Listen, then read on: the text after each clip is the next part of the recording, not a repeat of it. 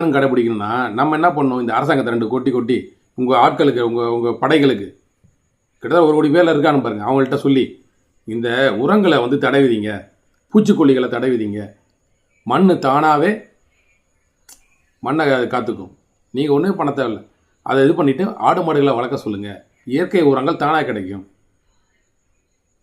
எல்லாமே வந்து ஒரே ஒரு சட்டம். தடை எதுக்கு தடை? இந்த பூச்சிக்கொல்லிகளை பயன்படுத்தி உரங்களை பயன்படுத்தி விவசாயம் செய்ய தடை.